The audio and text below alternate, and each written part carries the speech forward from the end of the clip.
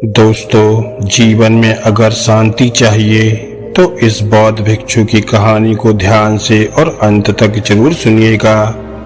इस बौद्ध भिक्षु की कहानी के माध्यम से आप जीवन को संतुलित करना सीख जाओगे और आपका जीवन चिंता और तनाव मुक्त हो जाएगा। तो चलिए कहानी को शुरू करते हैं। एक समय की बात है, किसी शहर में एक धनी सेठ रहता था। उसके पास अपार धन संपत्ति थी। समाज में उसकी अच्छी खासी प्रतिष्ठा भी थी, पर उसका मन सदैव अशांत रहता था। सब कुछ होने पर भी उसे अपने भीतर खालीपन महसूस होता था।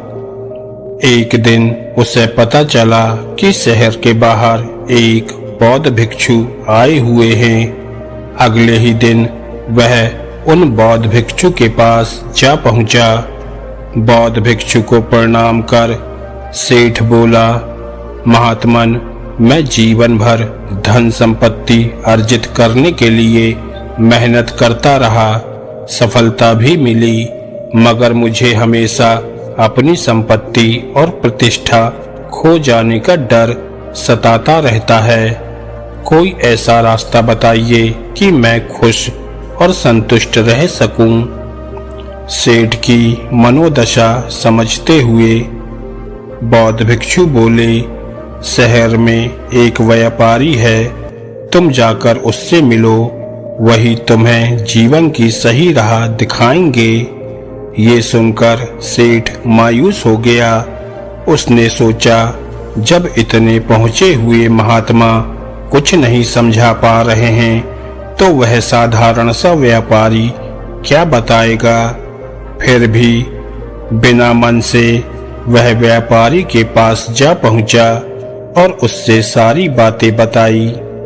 व्यापारी ये सुनकर आश्चर्यचकित था और वह बोला, मेरे पास बताने को कुछ नहीं है, मैं तो ग्राहकों को सौदा तौल कर देता हूँ। बस इतना ही ध्यान रहता है कि तौलते समय तराजू का कांटा एकदम बीच में रहे। असंतुष्ट सेठ एक बार फिर बौद्ध भिक्षु के पास गया और अपना क्रोध दबाते हुए निराशा भरे स्वर में बोला, उस व्यापारी को कोई ज्ञान नहीं है, मैं बेकार अपना समय बर्बाद कर रहा हूँ। ये सुनकर बौद्ध भिक्षु मुस्कुराए और बोले, तुमने व्यापारी की बात का अर्थ नहीं समझा, उसने तो जीवन की कुंजी बताई थी। असल में वह मध्य मार्ग की बात कर रहा था। जीवन, मृत्यु, सुख, दुख, क्रोध, करुणा, भोग, त्याग इत्यादि जीवन के दो छोर हैं। मृत्यु एवं दुख को हम नकारते हैं, जबकि जीवन और सुख का स्वागत करते हैं। कोई भोग में लिप्त है तो कोई त्याग की प्रतिमूर्ति बनना चाहता है। इस तरह किसी एक चीज के प्रति लगाव हमारे मन के संतुलन को बिगाड़ देता है। जीवन वास्तव में घड़ी के पेंडुलम की तरह है, जो बाएं से दाएं और फिर दाएं से बाएं गतिशील रहता है, पर उसकी स्थिर अवस्था हमेशा मध्य में होती है। हमारा जीवन भी सुख दुख, जीवन मृत्यु रूपी एक छोर से दूसरे छोर तक एक प्रवाह है। जीवन के दोनों पहलुओं, दोनों छोरों को एक साथ न देख पाने के कारण वे हमें अलग अलग मालूम होते हैं, जबकि वास्तव में वे दोनों एक ही सूत्र से बंधे हुए हैं। यदि हम मध्य में रहें तो हम दोनों छोर एक साथ देख पाएंगे और ये बोध हो सकेगा कि अपोजिट दिखने वाले दोनों छोर दरअसल एक ही चीज का फैलाव है। इस तरह दोनों छोरों की स्वीकारता ही मध्य मार्ग है।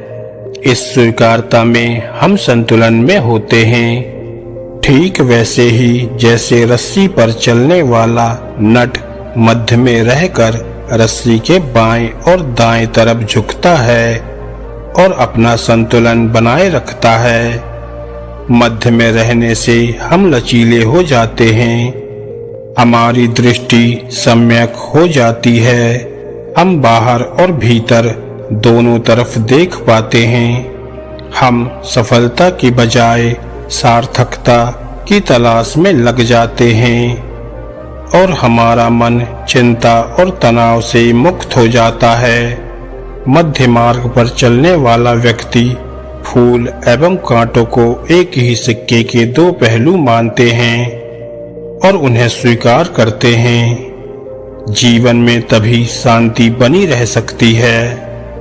दोस्तों, अगर आपको बौद्ध भिक्षु की ये छोटी सी कहानी अच्छी लगी हो तो वीडियो को लाइक करें और ऐसी ही ज्ञानवर्धक और मोटिवेशनल कहानियां सुनने के लिए हमारे चैनल को सब्सक्राइब करना ना भूलें।